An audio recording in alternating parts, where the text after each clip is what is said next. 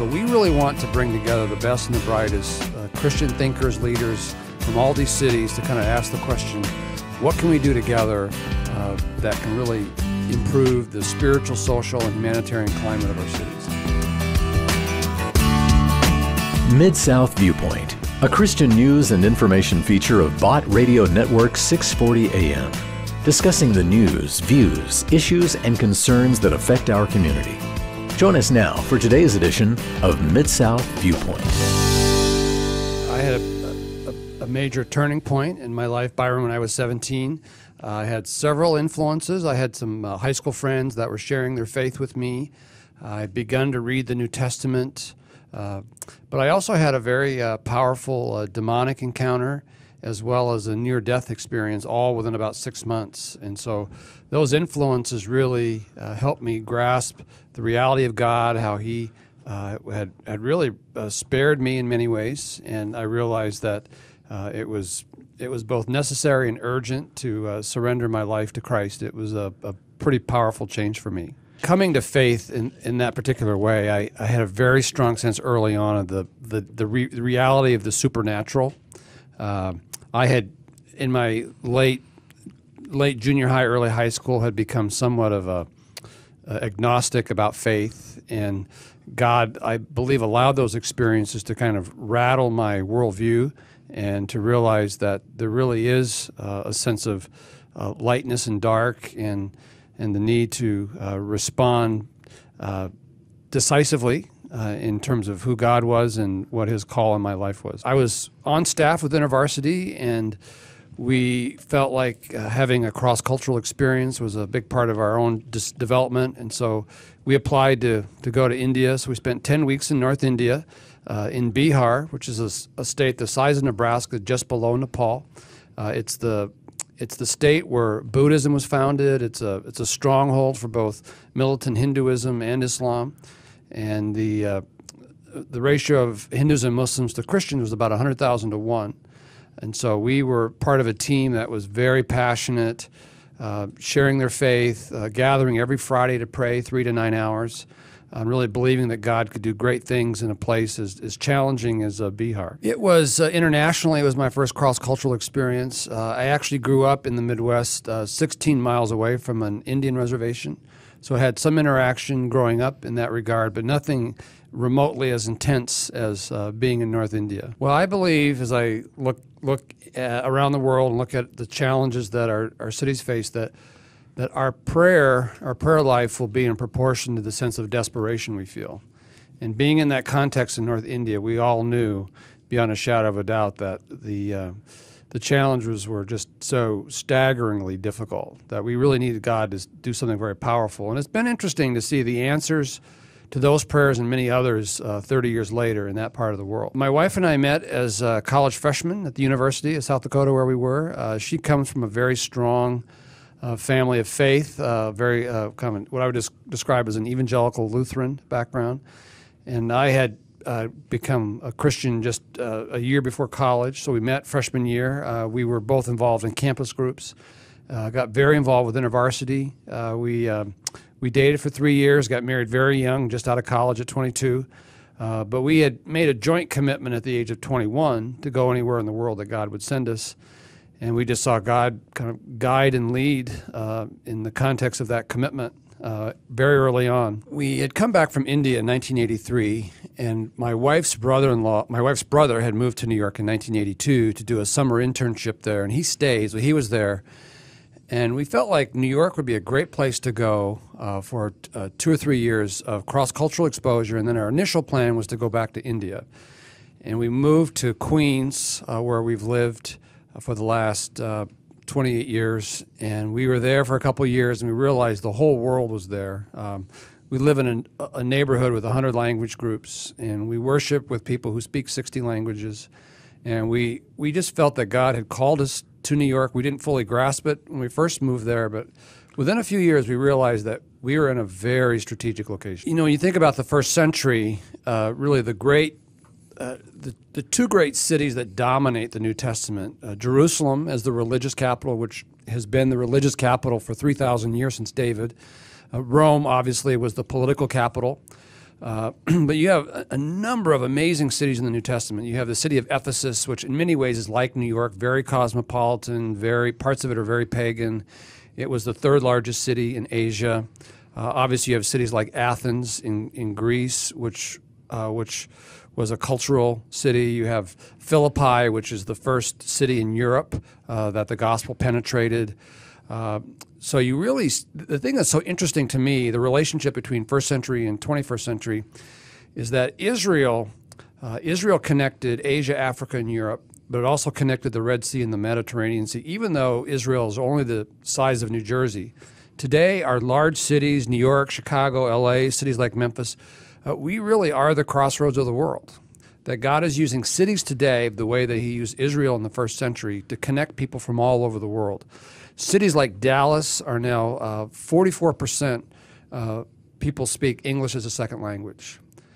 Cities like LA, Chicago, very similar trends. And so that's part of the parallel, I think, to the first century. Early verses in Acts chapter 2, what you realize is that God sovereignly brought 15 nations to the city of Jerusalem for Pentecost.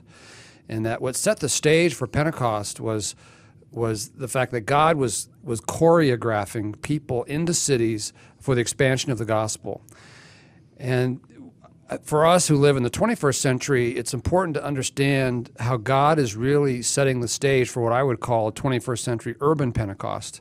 When we have people who speak many of the languages of the world now living in our urban neighborhoods in the U.S. Every city has what I would call stubborn facts, tremendous challenges that face them. In New York, we describe some of our stubborn facts as just the sheer number of people who need the gospel, tens of millions of people. As I mentioned earlier today, that 1 out of every 300 people in the world live within 50 miles of Times Square.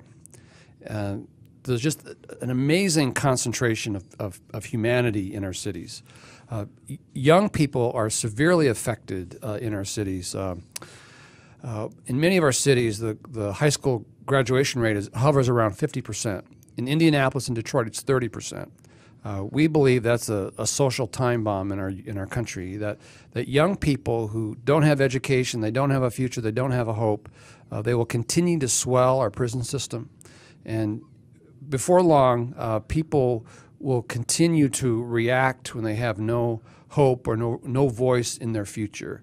So those are some of the challenges that we have to really think about critically, city by city, all across the United States. I've been a good friend and colleague with Tim Keller for the last 25 years. I know Tim has been in and out of Memphis a few times. We all have mutual friends here with the Alan and Catherine Barnhart, and tremendous groups here like the Memphis Leadership Foundation. And we decided that we wanted to focus our energy in 3 arenas over the next 5 years to create measurable impact. We've seen the Bible-believing population in Manhattan grow 300% in the last 20 years. And we believe that if we can continue to give some focused effort to continue to plant new churches in New York City, particularly in Manhattan, we can see a measurable impact over the next 5 years. And so part of our vision is to start 100 more new churches. We've seen that happen over the last 20 years, but we want to accelerate that. So we have a focus on starting new churches.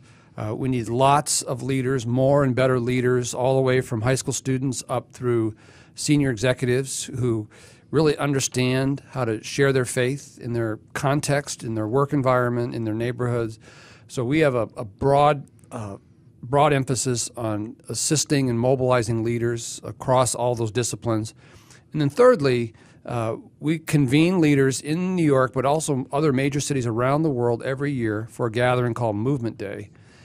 This will be our 3rd year, and the conference is growing every year by 20 to 50%, so there's huge interest. We believe 3 things, that cities change culture, gospel movements change cities, and leaders catalyze movements. And so Movement Day is all about bringing those kinds of leaders together who want to make measurable impact in their city, not just be inspired, but really ask the question, where do we want to be 5 years from now from where we are now? And I'll just illustrate with that. In 2010, the year of the first Movement Day, was the year of the earthquake in Haiti. We have a lot of Haitians in New York. And so 20 agencies have come together and they've said, we want to create 100,000 new jobs in Haiti by the 10th anniversary of the earthquake. If we do that, we will double the economy in Haiti. So we really want to be very specific in creating initiatives that will create measurable impact. We really believe that cities are very connected in the U.S. and really internationally. In the first 2 years of Movement Day, we had leaders show up from 14 different countries. And we believe that the most influential 100 cities in the world drive 30% of the global economy and 100% of global innovation.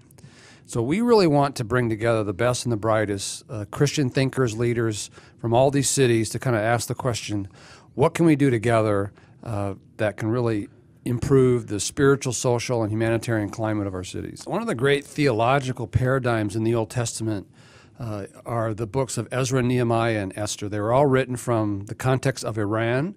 We call them the Persian trilogy, and they create a kind of a template on how you change a city. Ezra renewed the temple, which is represents the need to renew the church. Nehemiah mobilized the laity to rebuild the city. We need tremendous marketplace leaders involved. But Esther was a queen, and she changed the law. And in some of our cities, there needs to be laws that are changed. And it creates a very holistic paradigm on how to think about your city and the necessity of having everybody involved, whether they have a 5-day-a-week position in the financial community, or they're leading a church, or they're leading a mission agency. It's really important to create some interdependent collaboratives and opportunities to do things together. We've been profoundly and positively impacted by the immigration patterns of Christians from the global South. We now have 2,500 Hispanic churches in New York. We have probably close to 1,000 Korean churches in the metro area, hundreds of African churches. The African American church is very strong and dynamic. So that's one New York. The other New York is very dark, very secular. We have an abortion rate of 41% of all pregnancies in New York, 60% in the African American community. We had 70 churches that were almost kicked out of public school worship space. They're kind of hanging on right now. So the civic, the governmental community is not very positive at present in terms of the faith community. So there's tremendous progress, but there's also tremendous challenges. In New York, is just incredibly expensive. So to plant churches, to plant organizations is a very daunting exercise. So we're encouraged, but we're also sobered. Manhattan, Staten Island, Long Island, Southern Connecticut, Northern New Jersey, they're in the kind of the 1% to 5% range in terms of vibrant faith. The outer boroughs of Queens, Brooklyn, the Bronx are more like in the 15% range. So there is some numeric strength outside of Manhattan. We do have a strong emphasis on Manhattan because of its influence at a global level. So we're part of our what encourages us is that the average age of Christians in New York City is now 27. And we see over the next 2 decades the opportunity to see a lot of young professionals emerge in their particular areas of influence.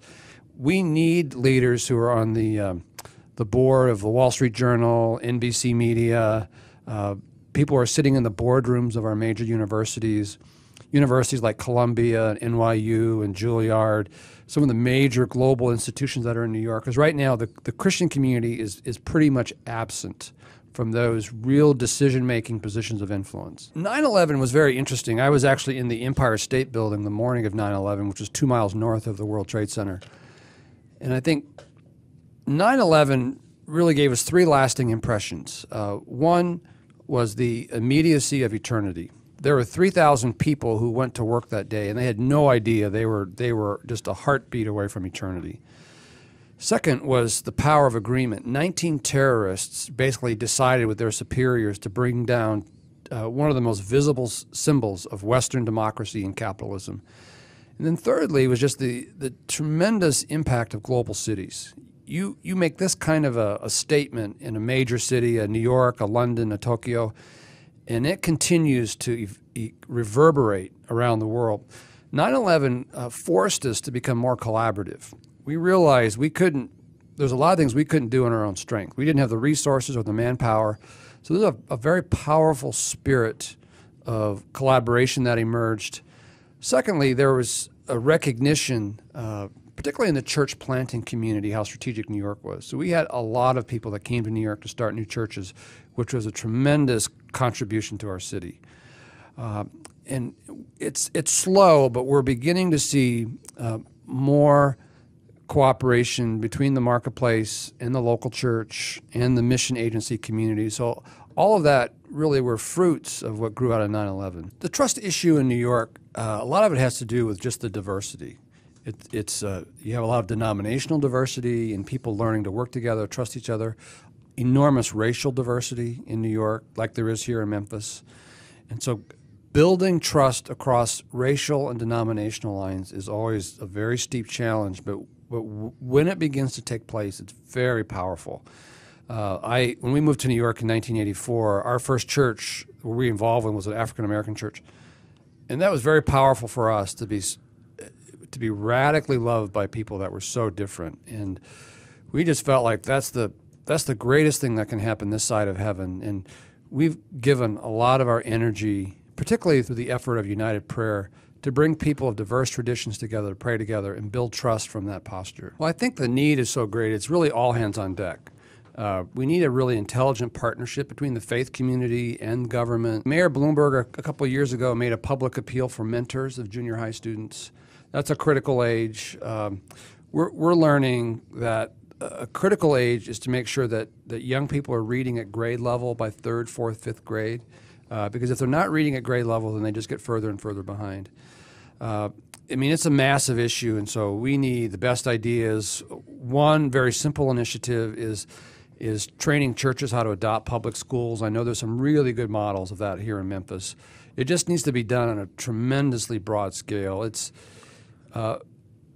probably the single greatest issue that will determine the health of really American civilization in the next 20 to 30 years. I think it's obvious if we just stop and think about it. We're not smart enough, clever enough. We don't have enough resources to affect change. Even the story of Redeemer, I think there were about 500 congregations that were praying for the successful planting of Redeemer. So I was talking to Tim about this, and he said that there might have been 150,000 people that were praying for the planting of Redeemer. And the one thing we've seen in New York is that the real power of prayer is praying in agreement. And what I invite every major city in the U.S. to do is to very simply identify 30 churches that would be willing to pray in agreement about some of the greatest challenges in their city, whatever they are, and to create a very simple prayer guide that everybody can pray through. Every church can pick one day a month where they commit to pray through that. We started that February 1st, 1995. We've been doing it consecutively for 17 and a half years.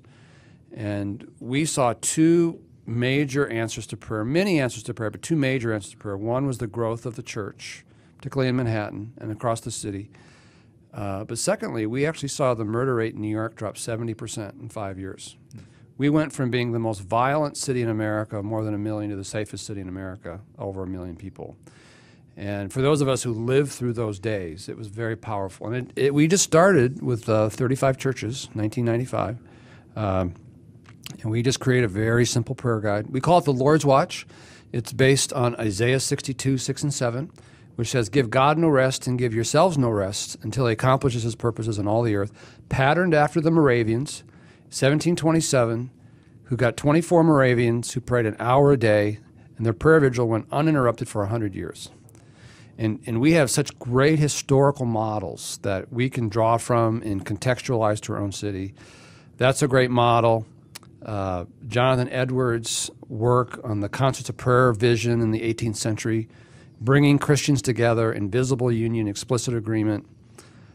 We've had 250,000 New Yorkers who've done this the last 20 years. All sizes and shapes and stripes have come together, and it's made an enormous difference in our city. It was interesting. A couple of years ago, I was reading through John Stott's book, The Cross of Christ. I try to read it every year around Easter, and he quoted a Jewish theologian, Abraham Heschel. I'm paraphrasing, but he said that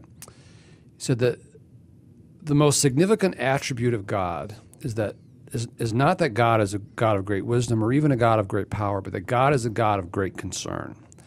And I feel like as we become Christ-like, more Christ-like, that we enter into God's concern. We enter into God's concern for people that are far from God. We enter into concern for people that are tremendously disadvantaged, many times by circumstances that they had no choice over, and that we enter into Christ's suffering for the world. And my vision for the church in our city and every city is that they learn together how to impact the greatest spiritual, social, and humanitarian needs that they're in. And that's what gets us out of bed every day. I would invite people who are really interested in learning more about their city, more about cities, to actually consider coming to our one-day event, which is part of the project, called Movement Day. It's every year. This year it's September 27th. Next year it will be October 10th in Manhattan. You can go on the www.movementday.com website, get a flavor of who's speaking. We have Tim Keller speak every year. This year we have Luis Palau, Rich Stearns. We've asked Ajit Fernando to come in from Sri Lanka. But the afternoon is as important, where people get to meet with peers and talk about areas that they're passionate about, whether it's young people or the marketplace or prayer movements or any number of conversations that are going on. Thanks for listening to Mid-South Viewpoint. If you'd like to join the conversation, you can email us. Our address is wcrv@botradionetwork.com. This has been Mid-South Viewpoint, another Christian news and information feature from Bot Radio Network 640 AM.